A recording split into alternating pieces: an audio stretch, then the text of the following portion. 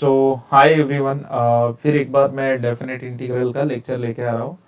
ये रहेगा lecture number 19। Lecture number 18 में जैसे मैंने तुम लोगों को समझाया था कि बहुत सारे बच्चे कह रहे थे कि सर हमारा मेंस लेवल तक क्या हो गया। तो मैंने कहा था कि चलो मेंस के पेपर सॉल्व करते हैं।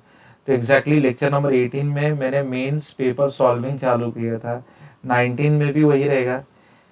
सो लेक्चर नंबर 18, क्योंकि देखो लेक्चर तो थोड़े एक्सप्लेनेटरी होते हैं मेरे, तो इसलिए थोड़े लंबे से हो जाते हैं। ठीक है। और क्योंकि मैं कोशिश करता हूँ कि ज़्यादा से ज़्यादा न्यूमेरिकल में समझाऊँ। ठीक है, प्रवचनबाजी करने से बेटर है मैं ज़्यादा से ज़्यादा न्यूमेरिकल समझाऊँ। तो लेक्चर लेंदी होते हैं, इसलिए मैंने 18th लेक्चर को दो पार्ट में कर दिया था, 18th A and 18th B. तो आज लेक्चर नंबर 19 है। क्या है लेक्चर नंबर 19 में? 2019 के जो जेई के क्वेश्चन आए थे जनवरी वाले, वो हम सॉल्व करेंगे। ठीक है। सो चलो, ये आपका बोर्ड है। सो अब हम एक काम कर लेते हैं, इस बोर्ड से पहले हम थोड़ा सा रिवीजन ले लेते हैं। ठीक है, ये मैं आपको दे रहा हूँ रिवीजन्स लेक्चर नंबर 19 के। अब हर एक रिवीजन पॉइंट पे, हर एक पेज पे मैं 15 सेकेंड रुकूंगा।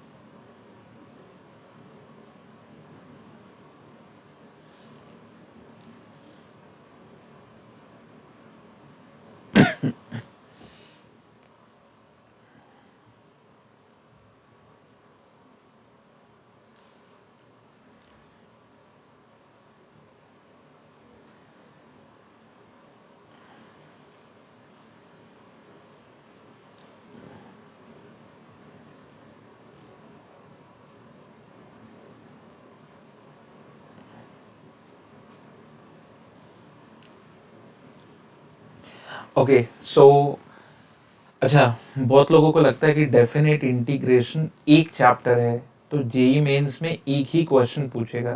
तो मैं आप लोगों को एक चीज़ क्लियर कर दूं कि जरूरी नहीं है कि डेफिनेट इंटीग्रेशन एक ही क्वेश्चन आए, वो भी डेफिनेट इंटीग्रेशन चैप्टर से।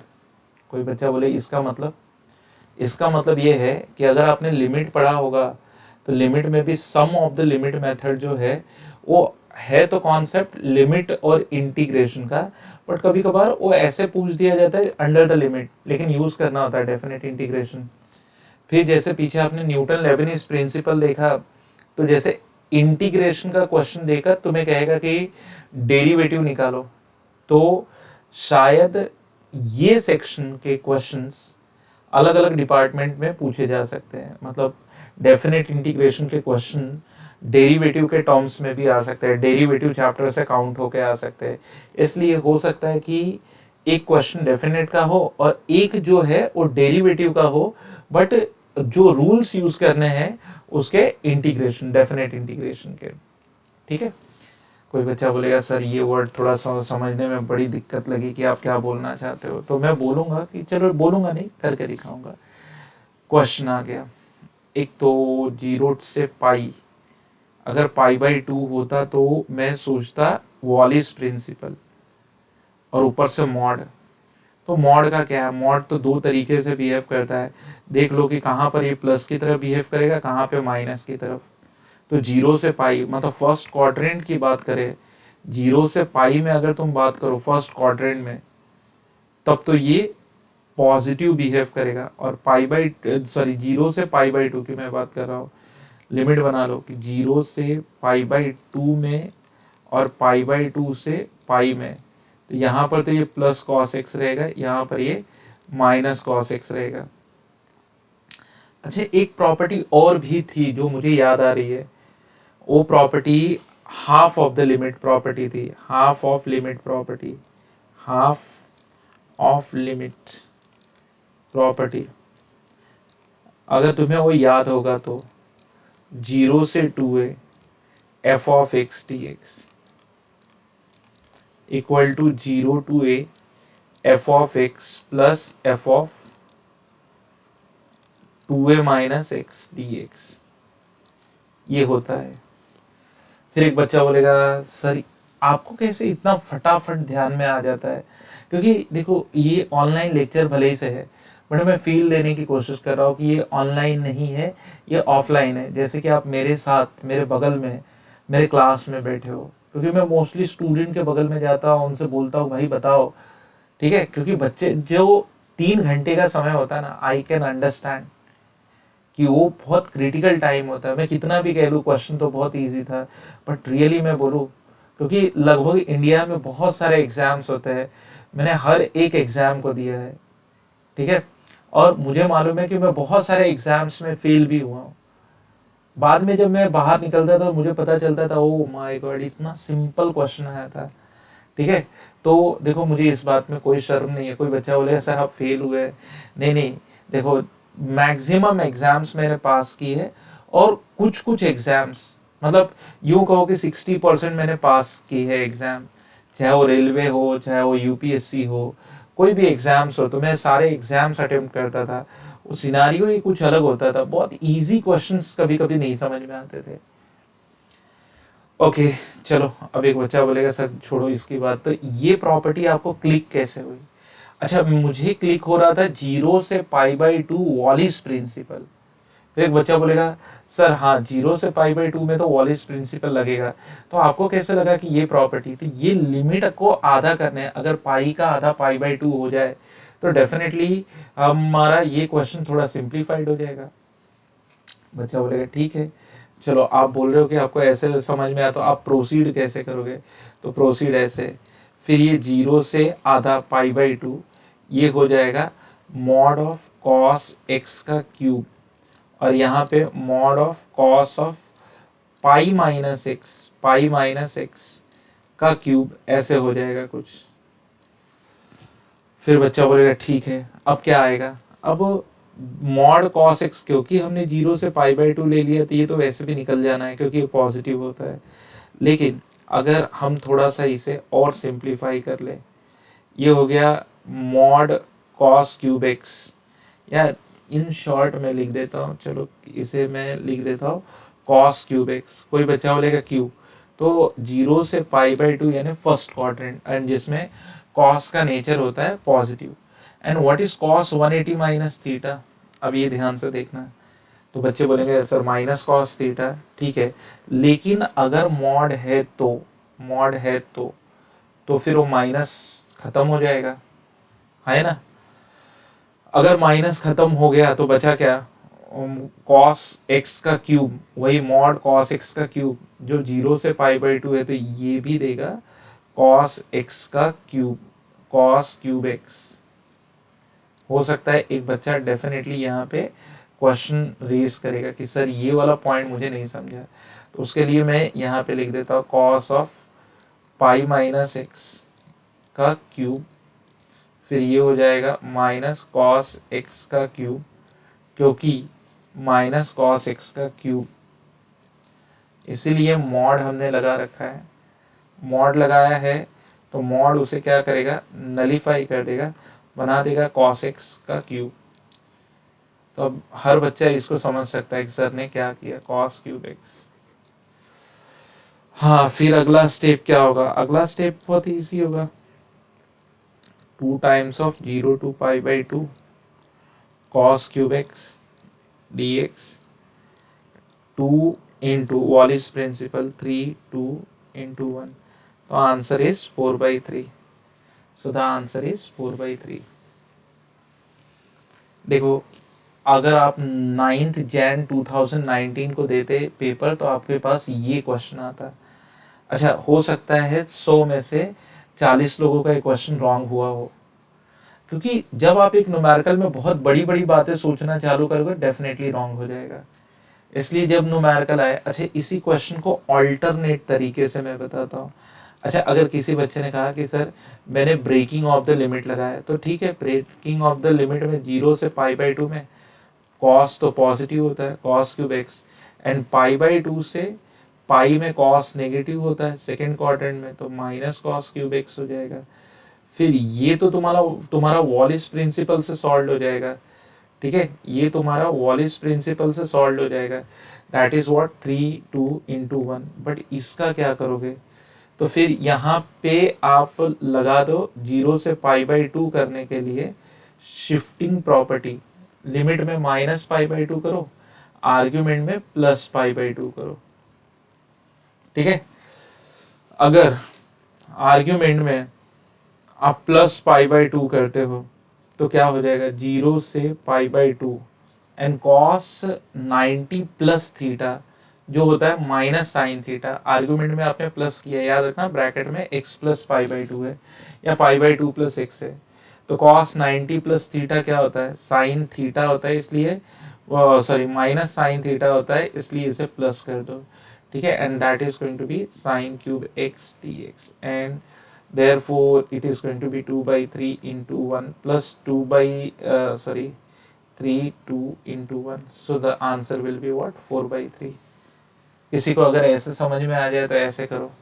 अच्छा कोई बच्चा बोले कि सर वो आप बार बार उसका नाम लेता ना किंग प्रॉपर्टी का, तो देखो यहाँ किंग प्रॉपर्टी कोई रोल नहीं प्ले कर पाएगा, ठीक है, क्योंकि cos 180 minus theta cos theta ही होता है। फिर अगर एक बच्चा बोले कि सर कुछ और तरीका, फिर अगर मान लो कि जिसको वॉलिस प्रिंसिपल ना है वो कॉस क्यूब थीटा का ऑल्टरनेटिव भी मैंने दिया है, देख लेना, कोई बहुत बड़ी चीज नहीं है, कॉस 3 थीटा का फॉर्मूला लिखो और get the cos cube theta from there, तो चलो उसकी तो कोई जरूरत नहीं है। अब आ गया क्वेश्चन, ये एफ डैश आ गया। अब एफ डैश मतलब मुझे पहले एफ एक्स निकालना होगा, ठीक है, एफ एक्स निकालेंगे कैसे, तो एफ एक्स निकालने का तो एक तरीका मुझे समझ में आ रहा है कि इसी का डेरिवेटिव ले लेते हैं। कोई बच्चा बोलेगा डेरिवेटिव क्यों, आपके दिमाग में डेरिवेटिव कैसे चल रहा है, आप कैसे कह रहे हो कि इसका डेरिवेटिव लेना है। अभी देखो डेरिवेटिव में लूंगा यहाँ पे d/dx ऑफ, ठीक है, अगर मैं डेरिवेटिव लेता हूं तो फिर तो इसका डेरिवेटिव, अगर मैं सोल्यूशन की बात करूं, तो इसका डेरिवेटिव किस तरह हो जाएगा, ये हो जाएगा एफ ऑफ एक्स, फिर एक्स का डेरिवेटिव 1 तो छोड़ देंगे, एक्स स्क्वायर का 2x।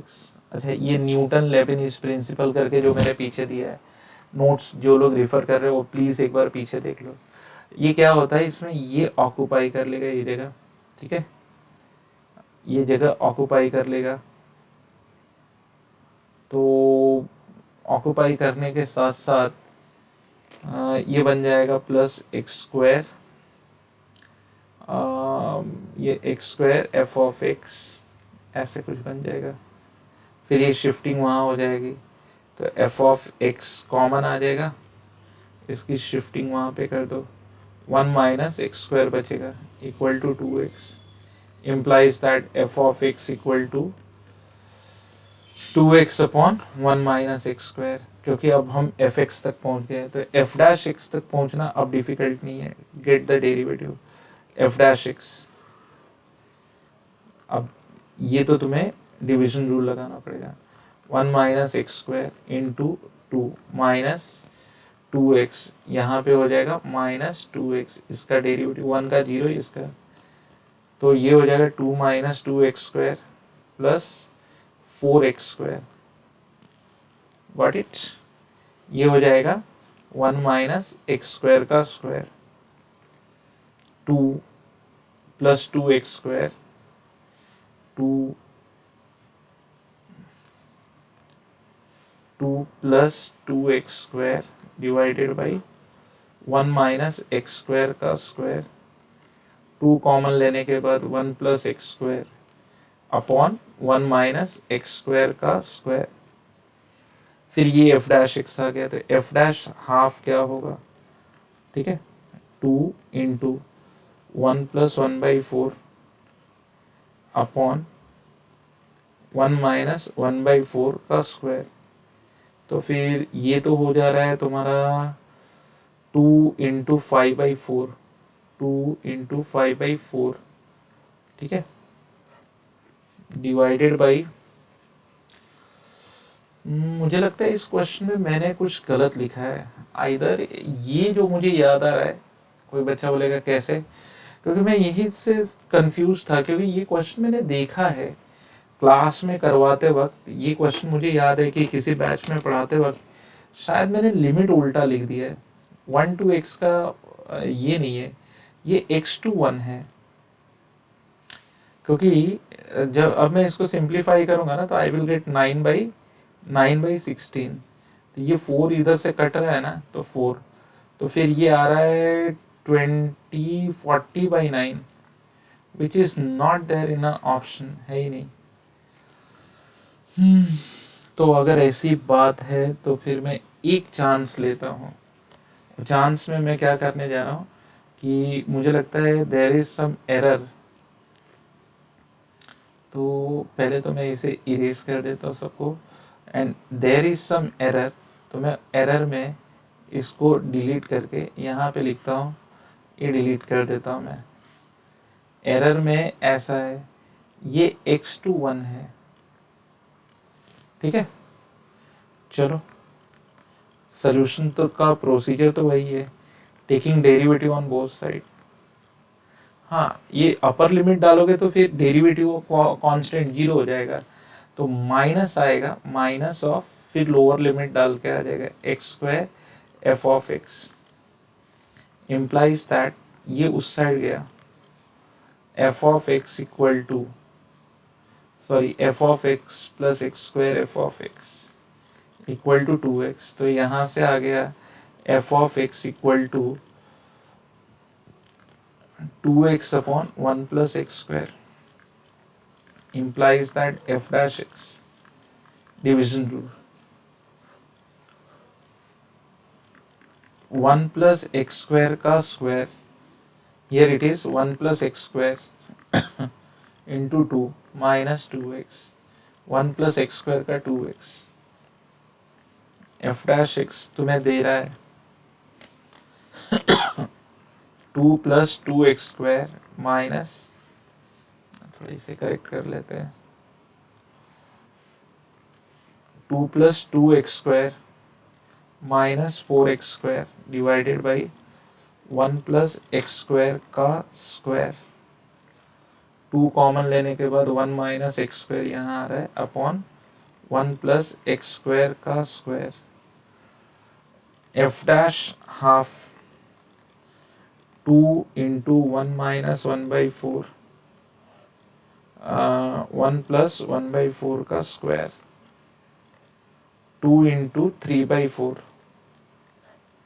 फिर ये हो जाएगा 25/16। तो जो मेरा शक था कि हाँ मैंने कुछ गलत लिखा है, 24/25 अब ऑप्शन में आ रहा है। सो आई वॉज डैम श्योर कि अच्छा ये क्वेश्चन तो 2019 के हैं, 20 वाले भी क्वेश्चन मैंने बैचेस में करवाए हैं, तो आई होप मुझे सारे न्यूमेरिकल भी याद है। ओके, चलो थोड़ा रिलैक्स मोड में बैठा जाए, ठीक है। सो देखो, कहीं कोई दिक्कत है क्या? क्वेश्चन डिफिकल्ट था, पहले मैं पूछूं क्या क्वेश्चन डिफिकल्ट था? होपफुली कोई बच्चा कहे हाँ सर डिफिकल्ट जैसा तो लगता है, तो मुझे नहीं लगता है कि इसमें कुछ था। अच्छा, कई बार बच्चे बोलते सर आपको कैसे क्लिक होता है? तो देखो यार, ये तो सच मैं बोल रहा हूँ, मैं तो डे 1 से कह रहा हूँ। मैं कहाँ कह रहा हूँ कि नहीं यार मैं देखते ही समझ जाता हूँ, मेरे ब्लड में मैथ्स है, ऐसा कुछ नहीं है भाई। देखो 4 बार 5 बार 6 बार, कभी कभार एक एक क्वेश्चन को 3-3 दिन सोचना पड़ता है। अब ये जो क्वेश्चन आया है ना, इसे मैं जब पहली बार करने को लिया था तो मैं 2 बार गलतियां कर चुका था इसमें। मैं एक ही साथ दोनों ग्रेटेस्ट इंटीजर को खोल रहा था, तो हो क्या रहा था, चीजें सही जा रही थी, कैलकुलेशन एरर आ रहा था। समझ में आया तुम्हें? अच्छा, अभी ये क्वेश्चन को लोगे तो तुम्हारे पास एक इंटीजर ग्रेटेस्ट इंटीजर x है, -π/2 टू π/2। तो एक काम करते हैं ना, किसी एक को पहले निपटाते हैं। मैंने सोचा sin x को पहले निपटाते हैं, क्योंकि अगर तुम sin x का ग्राफ देखो तो इसका ग्राफ कुछ ऐसे आता है, ये π/2 है और ये है -π/2 और ये है 0। सो अगर मैं यहाँ एनालिसिस करूँ कि अगर x -π/2 से बड़ा है और 0 से छोटा है, तो उस केस में sin x की वैल्यू हो जाएगी -1 और 0 के बीच में, बरोबर, -1 और 0 के बीच में। तो अगर मैं नंबर लाइन पे लिखूँ -1 और 0 के बीच में, अब मैं इसे अगर ग्रेटेस्ट इंटीजर दो, greatest integer of sine x, मैंने कहा कि साइन एक्स की वैल्यू -1 और 0 के बीच में होगी, तो greatest integer of sine x की वैल्यू क्या होगी। मैंने एक नंबर लिया, समझो बहुत करीब ले लिया, -0.99, ठीक है। तो मैंने कैसे कहा कि ग्रेटेस्ट इंटीजर कभी भी राइट साइड की वैल्यू नहीं देखता और लेफ्ट साइड का पहला इंटीजर उठा के फ्लैश करता है। कोई बोले मान लो सर ये वाली वैल्यू लिया तो भी तो ये इस साइड 0 आएगा ना, राइट साइड वैल्यू तो फ्लैश करेगा लेफ्ट साइड का सबसे पहला इंटीजर। तो फिर मैं तुम्हें मोटे मोटे में बताऊं कि अगर ऐसा होता है तो साइन एक्स तुम्हें क्या दिखाएगा, greatest integer of, therefore greatest integer of sine x equal to तुम्हें आएगा -1।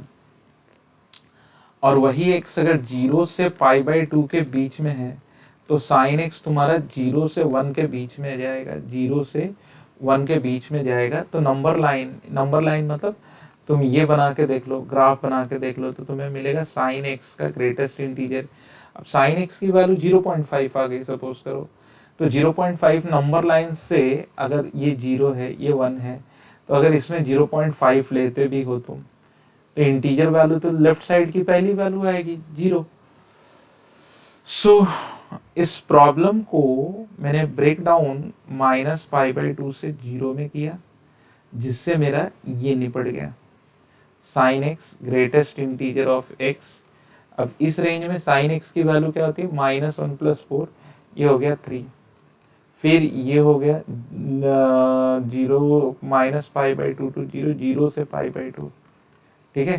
तो ये हो गया dx upon greatest integer of x, वैसे का वैसे ही रहा, और greatest integer of sine x 0 + 4 यानी कि 4 आ गया। अब ग्रेटेस्ट इंटीजर की बारी है, तो तुम्हें π/2 को तुम्हें 3.142/2 लेना पड़ेगा, 142/2 लेना पड़ेगा, 1.57 लेना पड़ेगा। अब 1.57 से पहले भी 1 आता है इंटीजर, तो आओ चलो अब हम एनालिसिस करते हैं। -π/2 से -1, फिर क्या एक वैल्यू इंटीजर की क्या होगी, -1 से 0 के बीच में क्या वैल्यू होगी,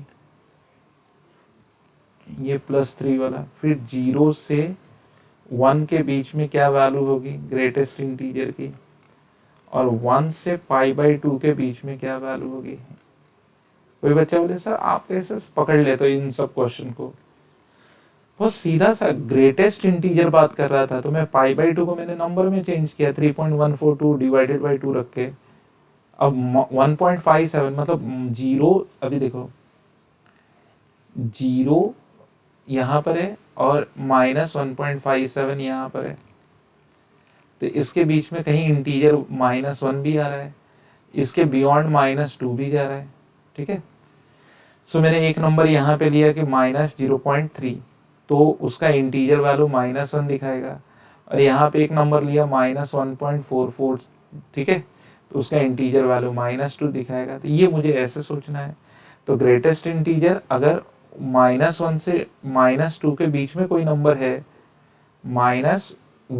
अब ये -π/2 है, तो भी हम ऐसे ही कहेंगे कि अगर इसके बीच में भी कोई वैल्यू है तो उसका ग्रेटेस्ट इंटीजर -2 हो जाएगा। -1 से 0 के बीच में कोई एक वैल्यू अगर लिया तो एक ग्रेटेस्ट इंटीजर -1 हो जाएगा। फिर 0 से 1 के बीच में ग्रेटेस्ट इंटीजर वैल्यू 0, और 1 से 1.57 के बीच में 1। ओके चलो, अब तो हम बहुत पास पहुंच गए आंसर के, ठीक है। तो डरना नहीं है तुम्हें। तो अब तुम्हें आ रहा है क्या, तो ये तो हो जाएगा, नंबर तो बाहर आ जाएंगे, dx का x हो जाएगा, है -π/2 से -1। Let me check the previous one, कितना आ रहा है, 1 आ रहा है, चलो ठीक है। यहाँ 2 आ रहा है, यहाँ 2 आ रहा है, प्लस x, यहाँ 2 आ रहा है, सो -1 से 0। फिर प्रीवियस वन 4, 0 4 आ रहा है, 4 1/4, ये x 0 से 1। प्रीवियस जाएंगे तो 5, 1/5, 1 से π/2।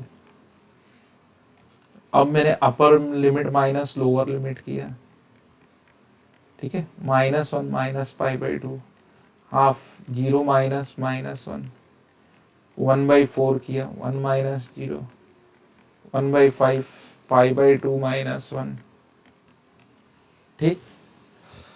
सो यार बहुत गंदा कैलकुलेशन लगता है ये, लेकिन होता है, ऐसे भी होता है। हाँ, ये क्वेश्चन भी मैंने करा है क्लास में। देखो, मैं बहुत सारे क्वेश्चन करा है, बहुत सारे क्वेश्चन नहीं करा है। तो जो नहीं करा है उसके तो मैं कहूँगा, लेकिन जो अभी ये सब तो करा है तो मुझे याद है इसका आंसर क्या होगा। लेकिन मैं ऐसे कर रहा हूँ कि जैसे मैं एक न्यू स्टूडेंट हूँ। हाँ देखो, ये पहले तो ये π/10 कर लेते, तो इंटू 5 कर लेते इसे।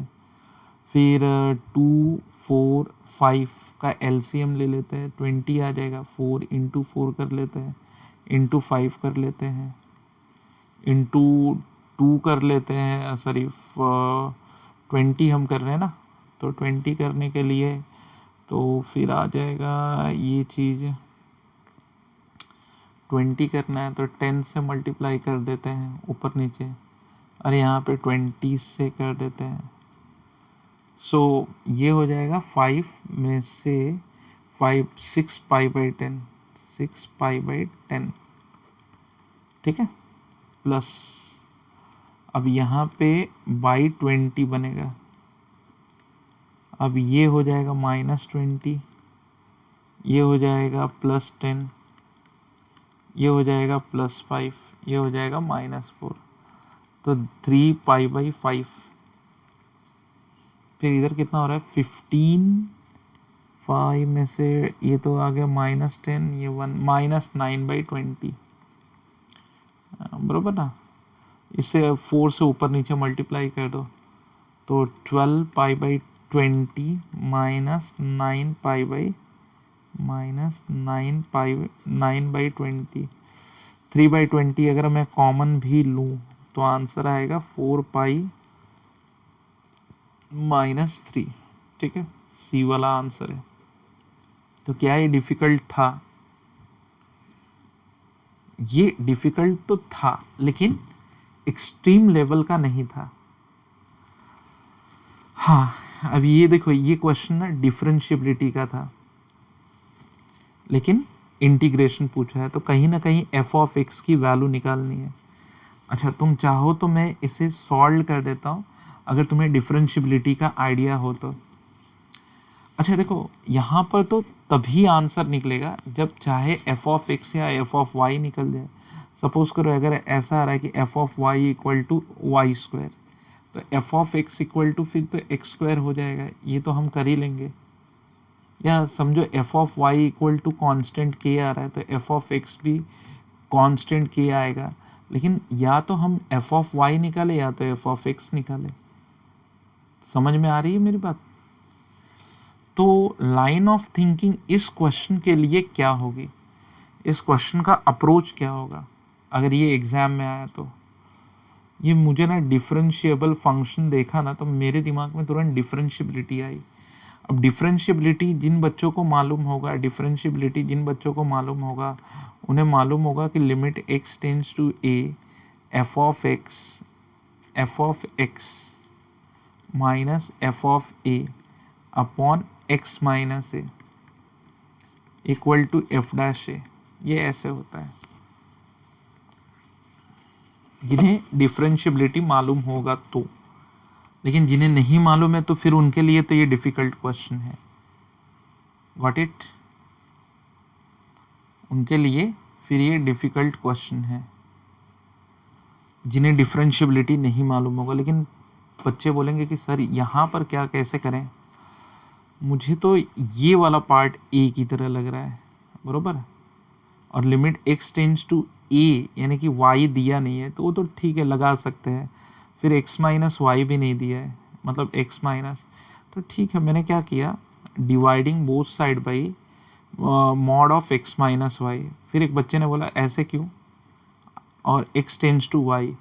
देखो अगर मुझे इस डेफिनेशन में, इस डेफिनेशन तक पहुंचना है, एफ डैश निकालना है, ये देखो ये f of x minus f of y upon x minus y equal to, ये हो जाएगा to limit x tends to y mod of x minus y, mod of x minus y, mod of x minus y raise to 3/2 upon mod of x minus y raise to 1। ये फिर आ जाएगा less than, ये less than, तो फिर ये आ जाएगा mod of f dash y less than equal to 2 limit x tends to y, limit x tends to y mod of x minus y raise to half. तो ये आ गया mod of f dash y, ठीक है, less than equal to 2 into 0 implies that mod of f dash y, mod of f dash y less than equal to 0। अच्छा, mod तो कभी 0 होता नहीं है, मतलब आई मीन से लेस देन तो नहीं होता है, 0 तो हो सकता है, मॉड 0 हो सकता है लेकिन नेगेटिव नहीं हो सकता है। देयरफॉर आई कंक्लूडेड दैट कि f डैश y जो है वो एक इक्वल टू 0 है, implies that f of y एक कांस्टेंट है, कांस्टेंट के है। फिर एक बच्चा बोलेगा सर ये चीज़ आप कैसे कर रहे हो, हम लोगों को तो चलो देख के समझ में आ रहा है, एग्ज़ाम में कैसे समझ में आएगा। हाँ ये तो बात सही है, एग्ज़ाम में कैसे समझ में आएगा, क्योंकि देखो सच बोलूँ तो इस क्वेश्चन को मैं भी जब सोच रहा था ना, तो मैं सिर्फ मतलब बोलता ना अंधाधुंध फायरिंग कर रहा था, मुझे मालूम ही नहीं था कि ये क्वेश्चन करते कैसे है, मतलब कैसे करते नहीं, इसकी आउटलाइन कैसे तैयार करेंगे, कैसे मतलब पिक्चर में लेकर आएंगे। तो मैं ऐसे करते गया कि चलो डिफरेंशियबिलिटी देखा तो मैं ऐसे आ गया, फिर मॉड में देखा तो फिर मुझे पता चला कि mod less than equal to 0, तो मैं यहाँ तक के तक आ गया था। तो इसका मतलब कि एफ ऑफ एक्स भी के होगा। सो जैसे मैंने स्टार्टिंग में ही तुम्हें बता दिया था कि अगर f of y equal to k है तो f of x equal to भी के होगा। बट एफ गिवन जो उसने दे रखा है कि f of 0 equal to 1, f of 0 equal to 1, तो इससे ये पता चला कि अगर इसमें 0 डालते हैं तो f of 0 equal to k equal to 1। Therefore I concluded that what I concluded f of x equal to 1, ये मैंने कंक्लूड कर लिया। F of x equal to 1 ये मैंने कंक्लूड किया।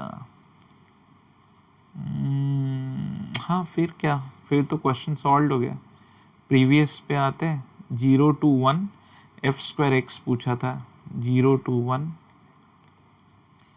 एफ स्क्वायर एक्स पूछा है।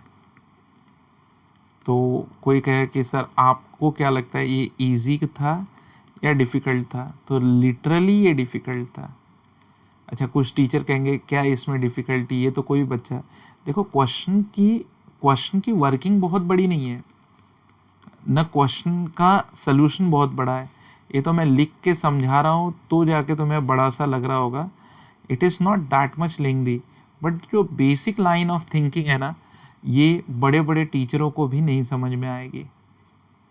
ठीक है, कोई बच्चा बोलेगा सर आप ऐसे टीचर हो अगर बोल देते हो, सही है क्या? नहीं, देखो कैसा है, मैं यही कहता हूँ कि अगर एक क्वेश्चन को टीचर बड़े आसानी से सॉल्व कर ले रहा है, तब जाके मैं कहूँगा कि स्टूडेंट अपनी लाइन ऑफ थिंकिंग बिठा सकता है उस पर, ठीक है? क्योंकि हम लोग, अब मुझे ही है, साल में मैं लगभग 10 से 12 बैचेस पढ़ाता हूँ, यानी कि अगर आप देखो तो एक ही क्वेश्चन की प्रैक्टिस मेरी 12 बार हो जाती है, 12 टाइम्स हो जाती है।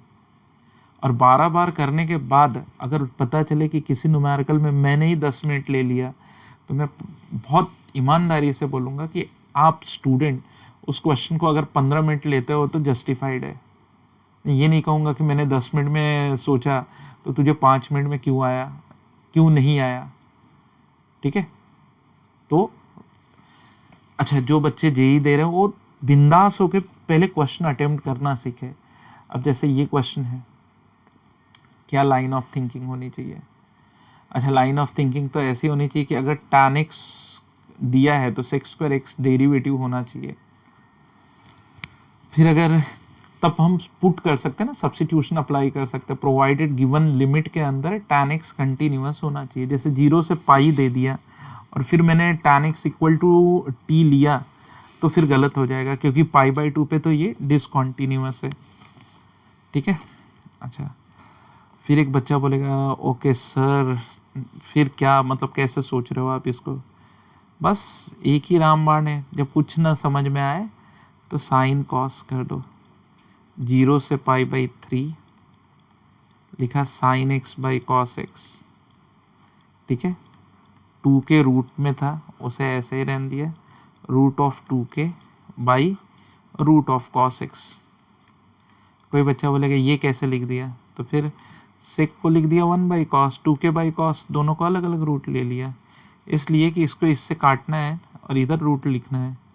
रूट ऑफ कॉस एक्स ऐसे आएगा 1 माइनस 1/√2, ये 1/√2 के बाहर ले लो, ठीक है? फिर बचा 0 to π/3 sine X root cos X dx equal to 0 से π/3। क्या लिख रहा हूँ मैं, बरोबर तो लिख रहा हूँ, लेकिन थोड़ा इधर का उधर, मैं तो आंसर ही लिख रहा था एक्चुअली डायरेक्ट, ठीक है? 1 माइनस 1/√2। अब बहुत सीधी सीधी बात है, कोई बच्चा बोले कि सर एक एक चीज़ लिख के बताओ ना, तो गलत है। कॉस एक्स हो गया t, sine x D x को लिख दिया माइनस डी टी, जहाँ पे कॉस एक्स टी लिया था कॉस 0 हो गया 1, कॉस π/3 हो गया हाफ। ये क्वेश्चन ऐसे बन गया, ठीक है? माइनस को अगर बाहर फेंकना है तो ठीक है, और नहीं तो माइनस ख़त्म कर दो, लिमिट उल्टा कर दो, 1 to हाफ दिया है ना, तो हाफ टू 1 कर दो, बचा क्या 1/√t। 1/√t मतलब आ जाएगा 2√t। तो ये देखो, ये लगभग सॉल्व होने की कगार पे है। फिर एक बच्चा बोलेगा सर नहीं समझा, थोड़ा सा माइंड यूज़ करना है बेटा, थोड़ा सा माइंड यूज़ करना है। माइनस ख़त्म कर दिया, इसलिए हाफ टू 1 लिखूंगा मैं। अगर तुम थोड़ा भी दिमाग यूज़ कर लोगे तो समझ में आ जाएगा, ये उतना टफ नहीं है जैसे जितना तुम्हें लग रहा है, ठीक है? हाँ चलो, तो 1/√2k कर दिया।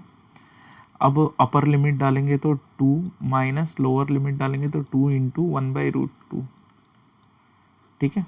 Equal to 1 minus 1/√2।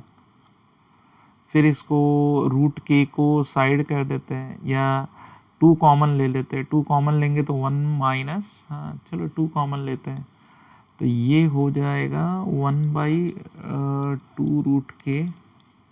2 कॉमन ले लेंगे, 1 minus 1/√2 equal to 1 minus 1/√2, 2 equal to √2k, 4 equal to 2k and 2 equal to k। फिर एक बच्चे से मैं पूछूं कि चल बता ये कैसा क्वेश्चन था, तो बच्चा बोलेगा हाँ सर ये तो बहुत सिंपल क्वेश्चन था। तो ये क्वेश्चन तो बहुत सिंपल था, बट इसका जो अपीयरेंस था जिस तरीके से ये तुम लोगों को दिया गया है वो बहुत डिफ़िकल्ट था, वो बहुत डिफ़िकल्ट था। मतलब पहली बार में, अच्छा कई बार तो इजी क्वेश्चन बच्चे ज़्यादा रॉन्ग करते हैं। कोई भी बच्चा बोलेगा सर क्यों, कैसे? क्योंकि क्या होता है ना, उन्हें भरोसा ही नहीं होता कि अरे यार इतना इजी क्वेश्चन मेंस में कैसे आएगा। ठीक है, मेंस में कैसे इतना इजी क्वेश्चन आ सकता है। तो बहुत बार बच्चे होता है ना कि इजी क्वेश्चन ज़्यादा गलत कर देते हैं। तो तुम भी इस बात को ध्यान रखना कि क्वेश्चन इजी है तो इसका ये मतलब नहीं कि डर जाना। चलो ये क्वेश्चन हम करते हैं। -a देखा तो मेरे दिमाग में तो एक ही रूल आ रहा है। अगर मैं मेरे दिमाग की बात तो मैं बताऊं, मेरे दिमाग में चल रहा है -a, ठीक है, f(x) dx equal to 0 to a, ठीक है, f(x) प्लस f(-x) dx। ये वाला रूल मेरे दिमाग में चल रहा है।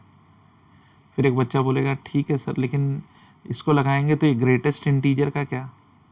डरते क्यों हो यार? ग्रेटेस्ट इंटीजर से मतलब तुम लोगों का ना फंक्शन चैप्टर वीक है। जो बच्चा है ग्रेटेस्ट इंटीजर से डर रहा है ना, तो मैं एक चीज़ कह देता हूँ कि उसका फंक्शन चैप्टर वीक है। अच्छा, जब तुम एक पर्टिकुलर रेंज में लेके जाते हो, ठीक है, 0 से 2 f(x), चलो लिख ही देते हैं, x/π प्लस हाफ प्लस 0 से sine square -x -x/π plus half. तो ऐसे देखो, जैसा था वैसे ही लिख दिया। देखो हाँ, मैंने कहा कि जब ग्रेटेस्ट इंटीजर होता है तो उसकी वैल्यू लिखी जाती है। अब देखो x जो है वो 0 से 2 के बीच में है, तो पाई से डिवाइड करने के बाद x/π 0 से 2/π के बीच में होगा, बरोबर। अब 0 से 2/π के बीच में होगा तो पाई तो 3.142 होता है, तो 2/π समथिंग 0.7 होगा। तो x/π का ग्रेटेस्ट इंटीजर वैल्यू तो 0 होगा। कोई बच्चा बोले कैसे? लॉजिक समझ लो। देखो 2 मतलब 2, पाई मतलब 3.142, कटेगा तो टेंटेटिवली मैं बता देता हूँ, मुझे नहीं मालूम कि इतना ही आंसर आएगा। 1.5 का डबल 3, 1.57 का डबल 3 तो उससे ज़्यादा है, 0.6 वगैरह के आसपास कुछ आएगा। कोई भी 0.6 से मतलब 0.55 डाल दो तो इंटीजर वैल्यू तो 0 ही दिखाएगी ना। इनफैक्ट इसकी इंटीजर वैल्यू तुम्हें दिखाएगी -x/π की -1। कोई बच्चा बोले कैसे? तो फिर अगर तुमने 0 से मतलब माइनस नेगेटिव वैल्यू ले लो ना, कोई भी नेगेटिव वैल्यू ले लो 0 से 2/π यानी 0.6 के बीच में कोई भी एक वैल्यू ले लो। किसी ने कहा 0.4, तो माइनस ऑफ 0.4 -1 0 माइनस ऑफ 0.4 ऐसे हो जाएगा। तो इंटीजर में तो -1 दिखाएगा, ठीक है। तो अगर तुम्हें ये वाला लॉजिक क्लियर हो गया है तो फिर डेफिनेटली ये वाले लॉजिक में तुम्हें ज़्यादा टाइम नहीं जाएगा। ये हो जाएगा sin²x, ये जो हो जाएगा sin²x, यहाँ पर हो जाएगा sin²x, नीचे हो जाएगा ये वाला 0 + ½ ठीक है, और ये भी sin²x हो जाएगा, और ये हो जाएगा -1 + ½ ऐसे हो जाएगा, -1 + ½ श्योर। -1 में से हाफ गया तो -½ ही आ जाएगा।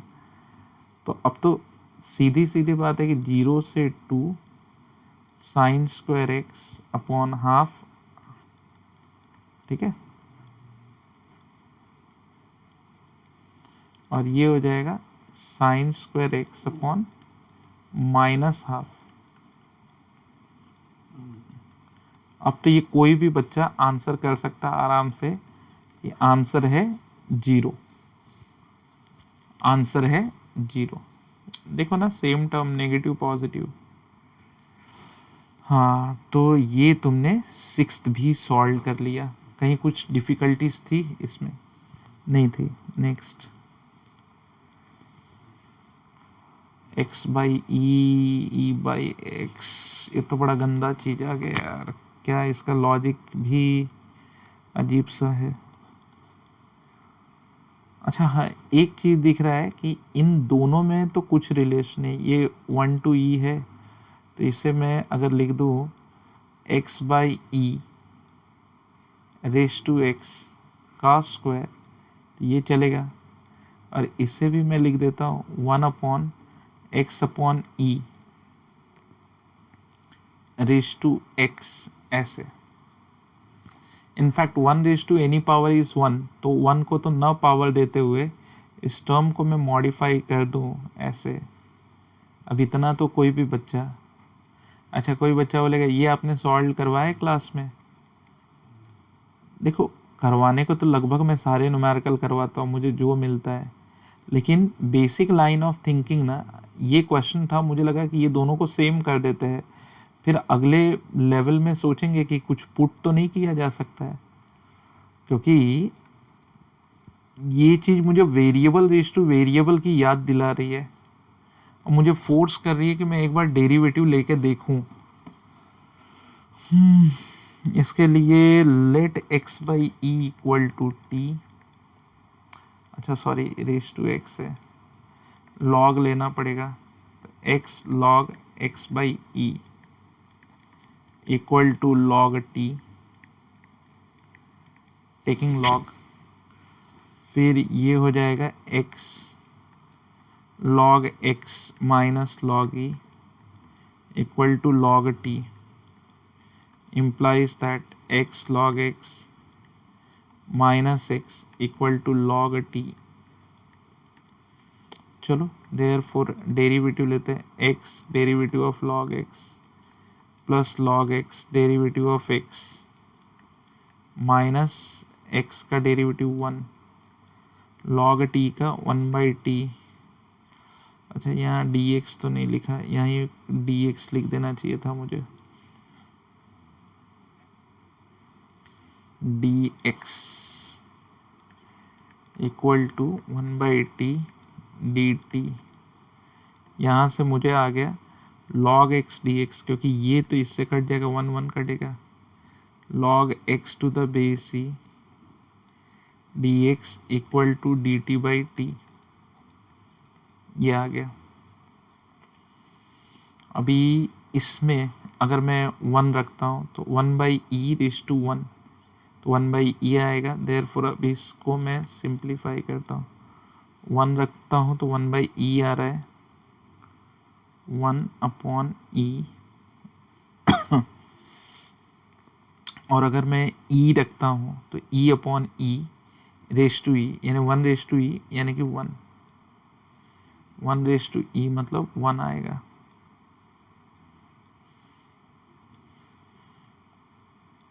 वन रेस टू ई मतलब 1। फिर ये तो टी स्क्वायर हो जाएगा, ये हो जाएगा 1 अपॉन टी, और जो log x to the base ही dx है तो dt अपॉन टी हो जाएगा। Will give you 1 by e से 1, ये आएगा अंदर, तो ये आएगा t minus 1 by t square dt। Sure, समझ में आया? क्या कुछ डिफ़िकल्ट था? बिल्कुल नहीं था डिफ़िकल्ट, अभी तक तो नहीं था। ये तो बेसिक स्टेप है जो नॉर्मली इस लेवल का लाइन ऑफ थिंकिंग तो हर बच्चे को रखना चाहिए।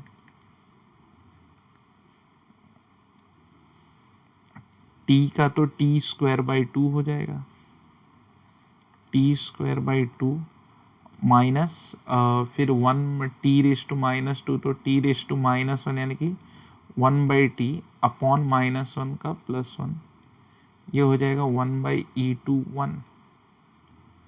चलो 1 डालते हैं तो 1/2 प्लस 1/1 माइनस 1/e डालते हैं तो 1/2e² प्लस 1/1/e, ये हो जाएगा 3/2 माइनस 1/2e² माइनस e। 3/2 कोई है ऐसा आंसर? ये देखो ये ठीक है। कहीं कोई दिक्कत, डाउट, परेशानी? चलो, तो ये क्वेश्चन बहुत इजी था। ये तो मतलब CET लेवल का क्वेश्चन है। अच्छा, ये क्वेश्चन अगर कोई बच्चा नहीं सोच पाए तो फिर मैं कहूँगा he is not deserving for Mains, क्योंकि यहाँ दिख रहा है यार, यहाँ तो मतलब एवरीथिंग विजिबल है क्वेश्चन में। ऐसा कोई भी हिडन चीज़ दिख ही नहीं रही है कि हम बोले कि यार ये हिडन है। ठीक है, यहाँ तो विजिबिलिटी इतनी ज़्यादा है क्वेश्चन में, concept versus data, given data इतना ज़्यादा विजिबल है। ठीक है, ये a-x है, तो कोई भी बच्चा बोल देगा कि सर डेफिनेटली यहाँ किंग प्रॉपर्टी यूज़ की गई है, f(a-x) इंटू g(a-x), ठीक है, dx। अब इसे ऐड कर देते हैं तो यहाँ पे 2i हो जाएगा, 0 to a, दोनों की common limit fx into gx plus f(a-x), लिख के कोई मतलब नहीं क्योंकि इसने इसको fx के बराबर दे रखा है, इंटू g(a-x). fx कॉमन लेने के बाद 0 to a, ये बनेगा gx प्लस g, ये बन रहा है gx प्लस, क्या बन रहा है, gx प्लस g(a-x), जो दिया गया है 4। ठीक है, और वो 4 बाहर आ जाएगा तो फिर ये C वाला आंसर बनेगा यहाँ पे होपफुली।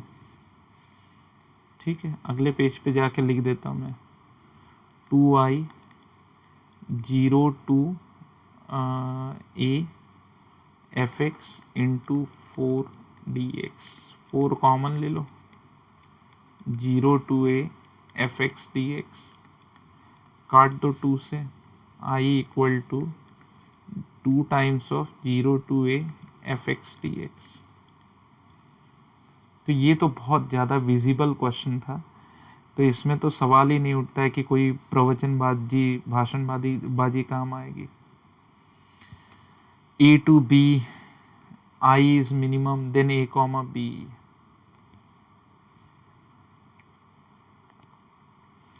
ये तो फिर मुझे ऐसे समझ में आ रहा है कि अगर मैं इंटीग्रेट कर लूँ, सपोज करो अगर मैं इंटीग्रेट कर लूँ तो फिर ये x⁵ माइनस 2x³ हो जाएगा। A to B, b⁵ minus 2b³ ये तो नॉर्मली एक बच्चा ऐसे ही सोचेगा, e⁵ माइनस 2a³ और जब वो इस लेवल पे आएगा तो स्ट्रक हो जाएगा, I इज मिनिमम। सो अगर मैं, ज़रूरी नहीं है कि इंटीग्रेशन का क्वेश्चन उसे सॉल्व करके ही निकाला जाए, if I am able to plot the graph, मैं अगर एक फंक्शन ले लूँ x⁴ माइनस 2x², मैंने x² कॉमन लिया, x² minus 2, x² equal to 0, तो x इक्वल टू 0, 2 रूट्स आएंगे x इक्वल टू 0 वाले, एक रूट आएगा x इक्वल टू √2 और एक आएगा x इक्वल टू माइनस √2। ठीक है, अगर इसका वेवी कर्व भी देखा जाए तो मतलब इसके चारों रियल रूट्स हैं एक कर्व के, 0 पे 2 आ रहे हैं, इक्वल रूट्स आ रहे हैं, एक √2 और एक -√2। तो अगर मैं वेवी कर्व पे इसका प्लॉट करूं तो अभी मुझे ना इस ग्राफ का -√2 0 √2 प्लस माइनस, फिर 0 पे माइनस और प्लस, वेवी कर्व प्लॉट कर रहा हूँ, x² x -√2 x plus √2। Wavy curve से ही जस्ट मैं चेक कर रहा हूँ, मतलब ये वाले रेंज में इसका नेगेटिव एरिया आएगा। तो एक मान लो मुझे लगता है इसके तीनों रूट्स दिखाने के लिए ना, या तो फिर ये ग्राफ ऐसे जाए, नेगेटिव में ये ऐसे जाना चाहिए, ऐसे ये ग्राफ ऐसे जाएगा, बरोबर।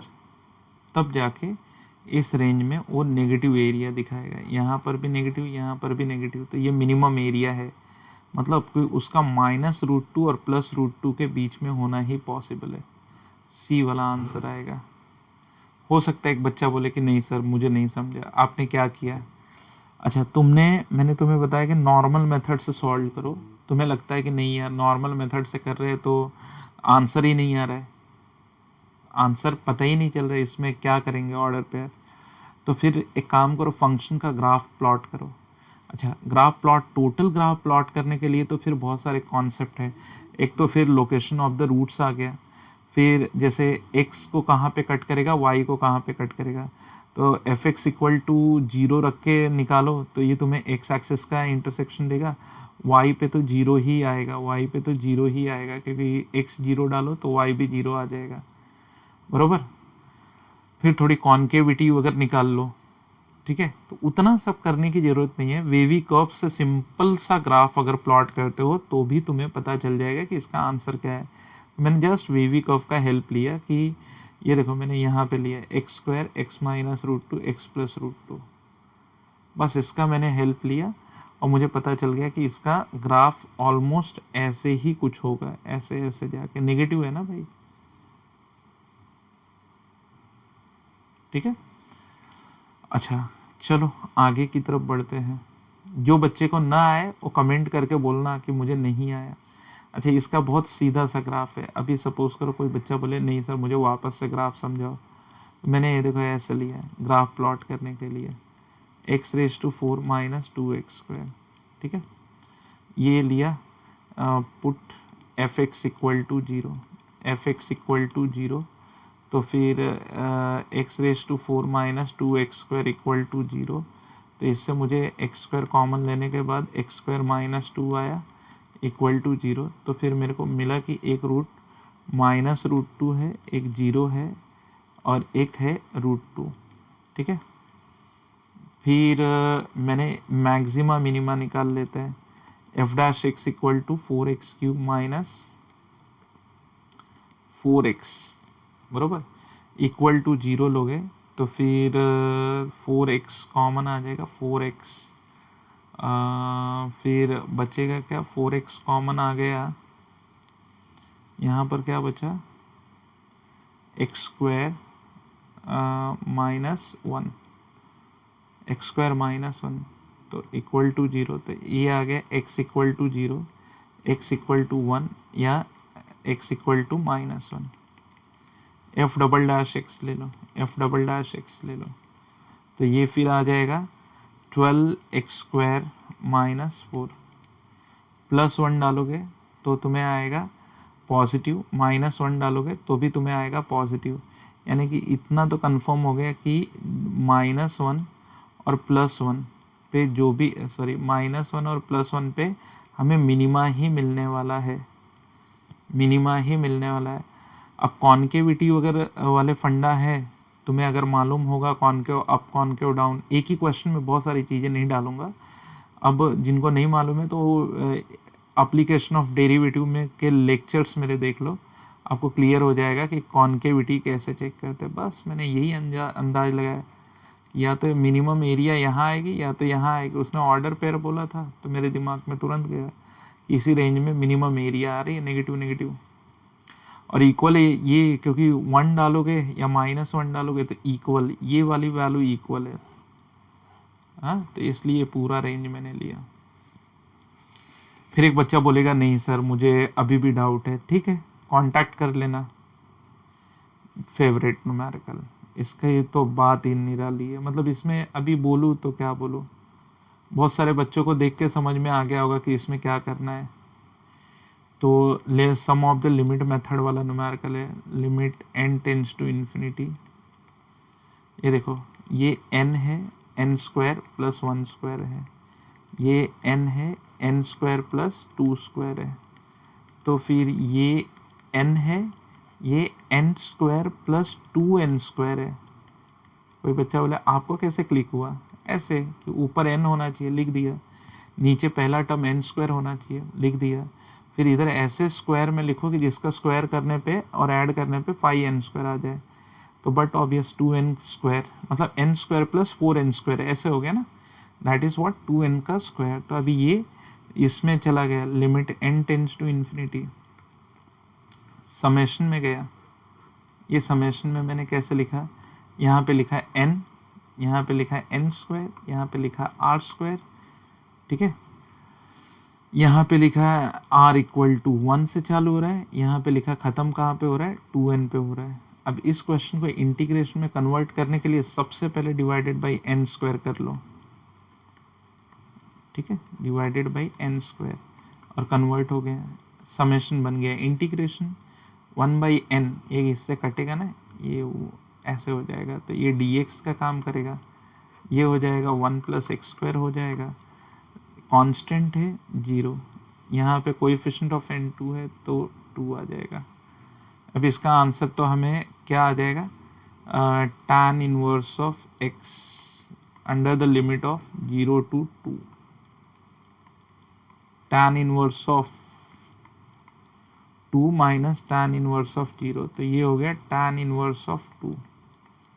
So what is the right answer, tan inverse of 2।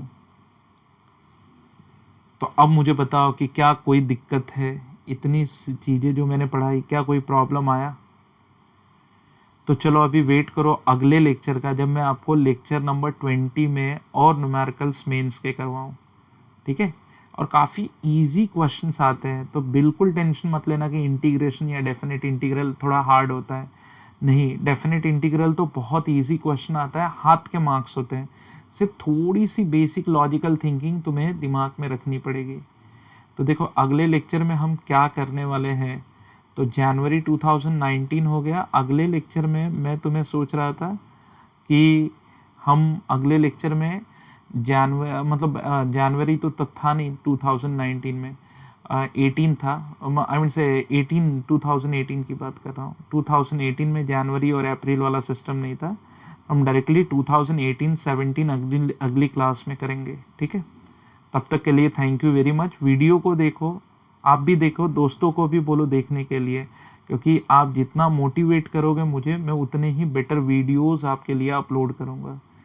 Till then thank you very much.